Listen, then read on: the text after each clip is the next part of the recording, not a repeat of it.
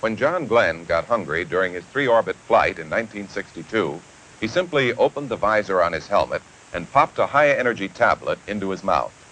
This pill, a few sips of water, and an occasional squeezing of baby food from a toothpaste container were more than Glenn actually needed for the 4.5 hours he was in orbit. The purpose of the meal was to find out whether man could even eat in a weightless condition. Mealtime aboard those early Mercury flights was hardly more than a light snack. Yet even at that, it was considerably more sophisticated than the brown paper bag and thermos diet common to the earliest in-flight feeding during World War II. Since 1961, food scientists have been hard at work studying and developing space foods and measuring their effects upon man. The problems, even for short flights, have been enormous. Yet as we continue to launch longer and longer missions into space, entirely new considerations must be met and dealt with in planning and providing food for space travelers. How space food scientists are doing this is our story today on Science Reporter.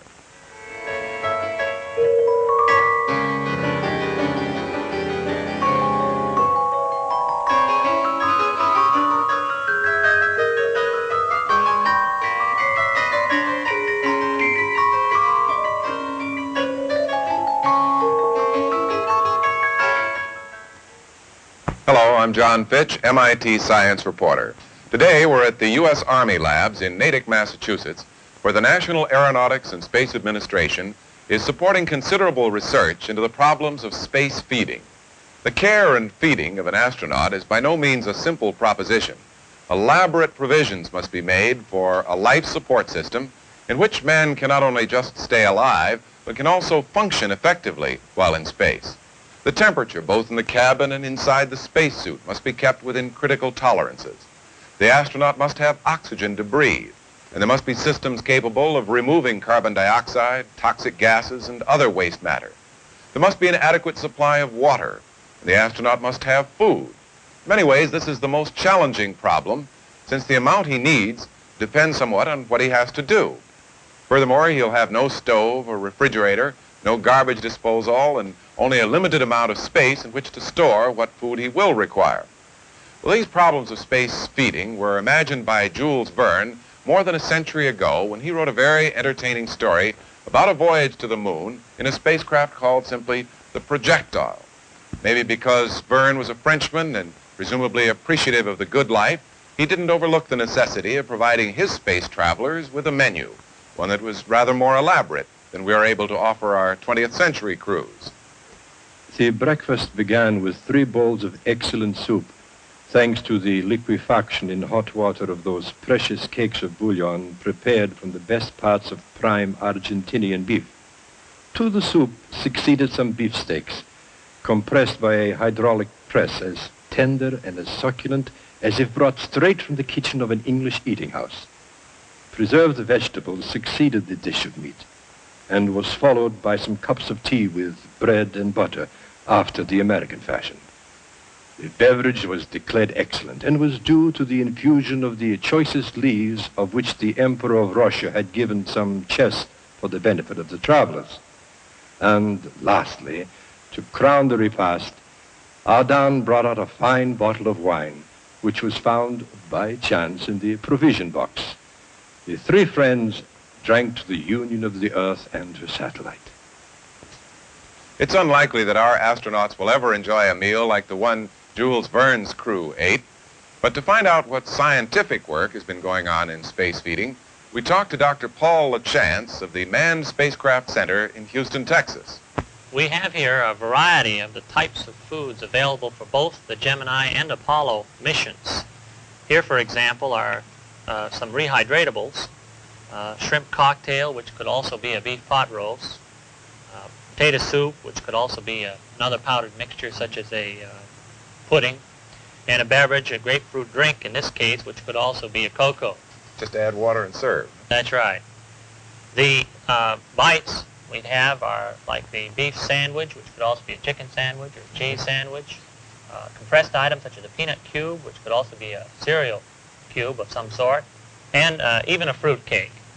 Well, you seem to have quite a variety of items. I should think you could put together a fairly well-balanced diet for the astronauts. Well, we do put a balanced diet together. However, it is based solely on empirical knowledge. or a good share of it is, in that it's based on the recommendations for the average American adult male. These might not be what you actually need in space? Well, the fact is that we do not know the requirement for all nutrients for man here on Earth. An example of this is for vitamins, certain vitamins, and certain trace minerals. The recommendations are based solely on animal experimentation. In other words, there is no human data. And you need this kind of data, you feel? Well, yes, especially when you can't extract anything from your environment. You're up there with, you either take it with you or you don't have it. I see.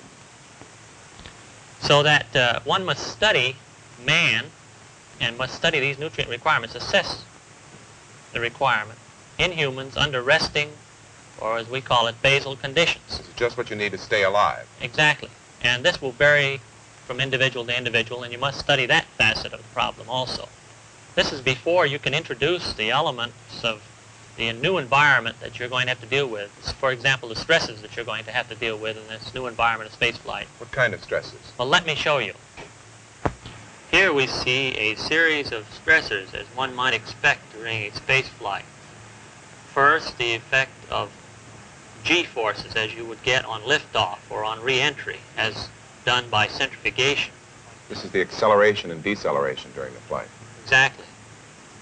Here is an impact test, or as you would get on a hard landing, for instance. Here we see vibration. This occurs especially on liftoff in combination with the acceleration, and it may vary considerably with the type of booster. Wouldn't be as violent as that, I hope. No, here at this level we're seeing the establishment of tolerance limits. Here we see the effect of noise combined with a disorientation. The noise of the rocket motor? Yes, and also just the noise of friction as the, for instance, a skate tower would function. Here is a study of altered atmosphere. Now this is long-term type stressor. This will always be present. 100% oxygen at 5 psi, for example. Or even mixtures of gases that we're now studying. Now this is an example of disorientation as one gets with tumbling, as probably well remember in GT5, especially when the power is off, the spacecraft tends to tumble. Oh, I see. And you're likely to get dizzy, I suppose, if it kept it up. Well, they probably don't notice dizziness, but you may be altering the vestibular apparatus, especially when you combine it with weightlessness. And this is the most critical, I think, and the least known factor of the spaceflight stressors, certainly the one of continued duration. I could see how some of those stresses might make you lose your appetite for a few hours, but do they really affect your need for food?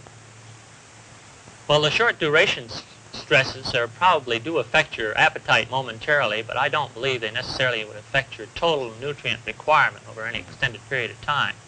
However, certainly those long duration stresses, the altered atmosphere, the weightlessness, and the radiation, which we didn't mention, the continued exposure to radiation or bursts of radiation, might singularly or in combination substantially alter nutrient requirements. Therefore, one must study what nutrient requirements are under basal conditions and then what they are with these stresses either individually or in combination, and then redo the whole thing in the actual environment of space. Then with this knowledge we can truly say we've established realistic nutrition criteria for the development of food systems. To learn about research into nutritional requirements and how they are affected by the stresses of spaceflight, we talk next with Dr. Doris Calloway, professor of nutrition at the University of California at Berkeley. We really do know something about nutrients and nutrient requirements. There are some gaps in our knowledge about qualitative things, what things are essential and what aren't.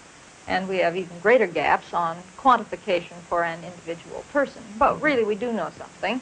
We get along with a limited amount of knowledge right here because we eat a wide variety of things, some things today and other things tomorrow, and a mixture of things for a given meal.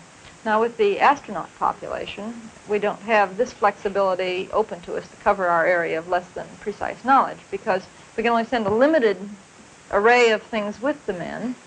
And if we have forgotten anything, we don't have a chance to go back and add it, or for them to get out somewhere en route and pick it up on their own. Now, what are these essential nutrients that they must have?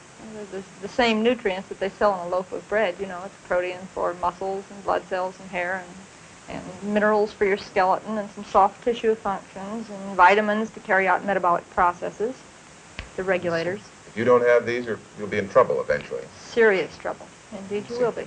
Now, how do you find out what a human being actually has to have among these essential nutrients? The very best way is to go into the laboratory and find out what a representative group of people needs. In our case, for instance, we often work with students on the campus. Would you like to see how we go about this? Yes, I would.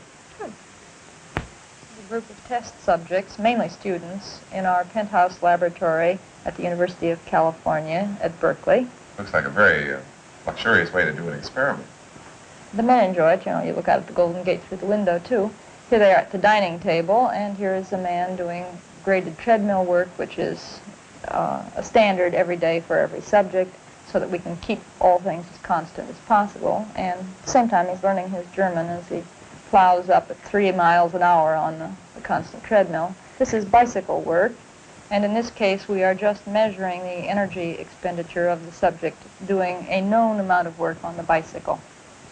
By measuring how much oxygen he is using and how much carbon dioxide he puts out, we know what his energy expenditure has been. So you can relate all this extra work to the amount of... That's right. And we're interested then in how they handle their food metabolically, so that we analyze a lot of end products, and in these experiments we're trying to determine total body losses, which means that we've analyzed things that people don't normally, like bath water and whiskers and this kind of thing. Once you know these basic nutritional requirements, is that all you have to send along with the astronaut? No, the weight of these essential nutrients is really only a very small part of the total weight of food that we have to send. The protein, vitamins, and minerals wouldn't weigh more than 3 ounces even if we were liberal about it. Perhaps as little as 2 ounces if we're down to minimum. Now, the thing that determines this large bulk of food that we normally eat is our need for calories, for energy. Oh, what do we use that for? For everything, for staying alive. The basal rate is what you use for mental activity and heartbeat and breathing and just necessary body functions, which you can determine quite easily. The basal metabolism test, I think you're probably familiar with. How many calories would that come to, let's say? It will depend on your age and size and sex and things like this, but somewhere in the neighborhood of 1,500 to 1,800 calories a day. And then in addition to that, whatever activities you carry out will demand some more energy. In the case of the astronauts, probably a rather sedentary life, being an astronaut, about 2,500 calories a day, or perhaps a little less than this even. Now, if you need these 2,500 calories, why couldn't you put this all into a pill and give that to them to take? You could, but you couldn't swallow the pill. The most energetic food that we could send would be pure fat, which would have 9 calories in 1 gram, and at this rate we'd need something over ½ a pound to provide the energy requirement. And that would be the size of a hockey puck, and, you know... Well, if this most energetic food is fat, could you make the whole diet out of fat, then? Doesn't sound very appetizing. No, you couldn't for other reasons. We already said we needed protein and minerals and vitamins. And in addition to that, you can't just utilize fat by itself. You have to have some other nutrient burning along with it. Otherwise, you get feeling, headachy and nauseous. So that we must send some carbohydrate as well. So we've got about 2 or 3 ounces of essential nutrients and perhaps 2 or 3 ounces more of carbohydrate. So we're up to 6 to 8 ounces plus the fat then to make up the rest of the calories. Mm-hmm. And chances are we wouldn't send even that much fat along because it's just not palatable. And if we sent anything like what you normally would prefer as a composition, it will be something more than a pound of weight of dry food plus all the water and oxygen and other critical nutrients that you need. Before spaceflight menus can be prepared, other considerations must be met. In order to find out about the development of food for space and the way it is packaged, stored, prepared, and eaten, we talked to Dr. Donald Westcott, Chief of the Cereal and General Products Section at Natick. The U.S. Army Natick Laboratories and the Food Division has been working for a number of years on the development of food products for military rations. Many of the problems encountered in these developments are also applicable to some of the problems encountered in space feeding. But are there special problems in space? I should think there would be that you don't meet on the ground. There are a great many new problems which we have had to overcome in development of food products. To illustrate these, we are severely limited in the amount of weight and volume that we can tolerate. Also, there are severe environmental stresses, such as acceleration, deceleration, high temperature, compression, and things like that. To overcome some of these severe environmental problems, we have developed a series of nearly 50 different food items which can be used for space feeding. These can be divided into two major categories: a system of rehydratable foods, dehydrated by various means, typical of which is freeze-dried foods like these. Well, you can get some of these on the market now, can't you? Yes, they are beginning to become available commercially. What is this? This is freeze-dried peaches. This must be meat over here, it looks like. Correct. That's meat and gravy. Some vegetables, I guess. Those are peas, and we have some corn. These are just samples of the type of items that are being used as freeze-dried items to be rehydrated. In addition, we have a great many bite-sized foods, which are compressed, dense, high-calorie source of foods, typical of which we have fruit cake, the sandwiches, beef sandwiches, and items like toast. Now, how can you eat something like toast in a spacecraft without getting crumbs all over it? Well, we've had to devise a system for coating the toast with a high melting fat coating, in this case, to overcome the problem of crumbs and disintegration.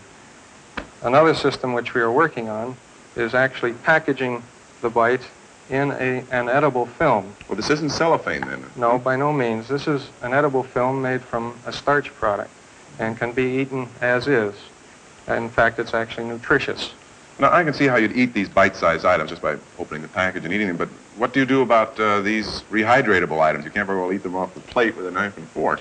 Well, all the food comes packaged in a unit such as this, which is a meal for one day, one meal for an astronaut. Inside, we have the series of packages. This is an example of a rehydratable package. The astronaut cuts the end of the package off and then inserts the water gun, metering in the required amount of water to rehydrate the product. Speaking of adding water, I don't see how you're really saving any weight if you have to add the water back again before you can eat the food. That's correct. At present, we have to carry sufficient water both for drinking and rehydration. But we are working on systems such as using the water from fuel cell byproduct for rehydration and drinking, and also systems for recycling water. Now you have here, this is grapefruit drink, right? Yes, this is grapefruit drink. 5 ounces of water, 2 to 5 minutes. What's that for? Well, it requires a certain length of time to ensure that the material is, in this case, the beverage is dissolved in the water. The package is needed to aid rehydration, and the one-way valve prevents water from flying around the capsule. If that's a one-way valve, then how do you drink the grapefruit juice? After it's rehydrated, the other end is cut, and a feeding tube is removed from the package, where the astronaut inserts this directly in his mouth. You squeeze it like toothpaste? Correct, and drinks the product. Actually quite delicious. Now, what do you do with this after you're through? You can't very well throw it out the window. No, attached to the package is a germicide pill, which is inserted into the package after the product is eaten to prevent residual decomposition and odor formation and fermentation and like. Then the package is merely wrapped up and put in a disposal container. Knowing the kinds of foods which can be prepared, stored, and used in the spacecraft, and the nutritional requirements of the astronauts, dietitians can begin to prepare menus that are suitable for space. To learn more about menu preparation and acceptance testing, we talked to Mrs. Mary Klicka, a nutritionist at Natick. You know, Dr. Calloway has told us about these essential nutrients we require and the calories we need for energy. And Dr. Westcott has displayed some 50 different, what I assume are nutritious items to choose from. Now, how do you put all this information together and come up with a menu? Well, of course, NASA gives us the requirements for the menu, and then the length of the mission is quite important to us since it more or less determines what variety we need on the menu. The longer the mission, the more variety you need to assure acceptability and consumption throughout the flight. Oh, so you wouldn't want to use the same menu every day, even if it were nutritious. They'd get bored with it. That's right. Cube or volume of the food is important too. This is also related to the length of the mission. The longer the mission, the more concerned you are with the amount of space the food takes. For example, in rehydratable foods, while they're very acceptable, they require much more cube than the bite-sized items. I see. Now, you say acceptable. Do you know what the astronauts like in the way of food? We get their preferences before flight. We actually check out a menu with them to be sure that they will eat and like everything on the menu before it is accepted for flight use. Well, now, what other factors do you have to take into consideration? Texture of the foods, good menu combination. We're as concerned with feeding the astronauts good sounding combinations of foods as the housewife is in feeding her family these. Oh, I see. You wouldn't want to serve peas and chocolate sauce, no matter how nutritious they were. It doesn't sound good. No, all right. We're also concerned with low gas production, foods that don't cause distress. We're concerned with color of food, and we're concerned with the acceptability of the food. Well, now, how do you find out, other than actually trying this food on an astronaut, its acceptability? We test each individual item separately.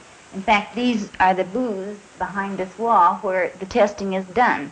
The tester is given a sample of the food, then he is tastes the food, and then he rates it on a card, telling just exactly how much he likes or does not like this particular food.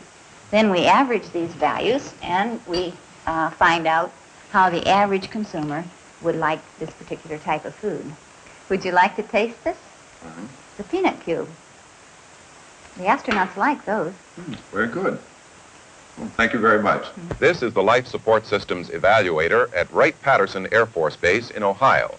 It was designed to aid in research conducted to determine precise nutritional requirements, to evaluate foods planned for long-term space flights, and to investigate personal hygiene procedures. It is manned by 4 subjects, 2 of whom are required to wear an unpressurized spacesuit constantly for 16 days. The subjects' activities were under constant surveillance 24 hours daily. Temperature, humidity, and other environmental variables were checked periodically by the chamber operators. All diets were scientifically formulated, and each portion was weighed to the nearest 1/10 of a gram in order to determine the precise balance between intake and waste. Once daily, food was passed into the evaluator by way of its airlock. Waste matter was disposed of in the same way. A 3-day diet cycle of pre-cooked, dehydrated food with bite-sized compressed items and a matching, freshly prepared diet were compared for nutritional value as well as for subject acceptance. The dehydrated foods were packaged in metal foil envelopes to retain flavor and freshness. The results obtained showed that dehydrated and bite-sized foods were very acceptable for potential use in aerospace systems. In addition to testing the food itself, the packaging, storing, preparation, and disposal means are also tested to determine how well they will work in the spacecraft. As we've seen, foods for spaceflight may be bite-sized, freeze-dried, or dehydrated, as shown here. Each item is fully tested by a suited astronaut in a spacecraft simulator before the food item is approved for use.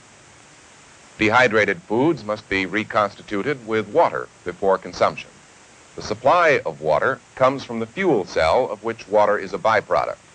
A hose with a nozzle is located between the astronauts in this Gemini capsule mock-up.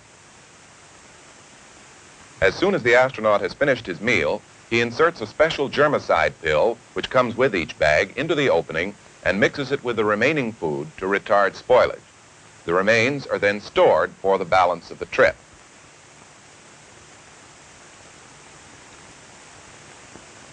Here the astronaut is opening a packet of bite-sized items. These may be either freeze-dried or compressed foods. Each item is thoroughly ground tested in these mission simulators before being allowed to go on an actual mission. Under these situations, technicians can determine packaging faults, convenience in handling, stowage problems, compatibility with other systems, and general reliability before the item is sent into space. Present technology of space feeding is well enough developed for missions of even a month's duration. But new problems begin to arise when considering an extended mission to perhaps another planet. To find out about research in this area, we talked again to Dr. Paul LaChance. For extended missions, the critical factors are space, weight, and power. This being the case, the idea, the concept of reusing what you have in the spacecraft becomes the optimal approach. First, you would try to recycle the water, then probably the oxygen by, for instance, recovering the CO2 and extracting the oxygen from it. And the regeneration of food becomes an important factor. However, this has to be taken in a series of steps. Probably the first approach would be to compress foods, which we are now doing, and therefore reduce the volume for storage. Then we would try to introduce items such as these prototype foods here, the nutrient-defined diet. This would be diet with just the essential ingredients keyed to the man's requirement. You'd leave out the fibers and other things in food that you can't digest anyway? Right, correct. And we would make it available as a powder to be reconstituted and made into a liquid to drink, or it would be the identical ingredients in form of a candy or even a cookie. From that step, you could introduce into this synthetic compounds, synthesized essential amino acids, for instance, or even foreign compounds, such as some products, byproducts of the petroleum industry. These might actually have more nutrient value per cubic inch than nature's own foods? That's right. That would be the purpose of doing this. And of course, lastly, one would get into the true closed ecological system in the biological sense, which would be the use of algae, fungi, higher plants, bacteria, or a combination thereof, where you would have essentially a small farm in space, or a microcosm as we call it. You would produce your own food, and you might, of course, concurrently regenerate oxygen and pick up CO2. Thank you very much, Dr. LaChance. Today we've been visiting the U.S. Army Natick Laboratories in Natick, Massachusetts. Our guests have been Dr. Paul LaChance of the Manned Spacecraft Center in Houston, Dr. Doris Calloway of the University of California at Berkeley, and from the Natick Laboratories, Dr. Donald Westcott and Mrs. Mary Klicka. I'm John Fitch, MIT Science Reporter.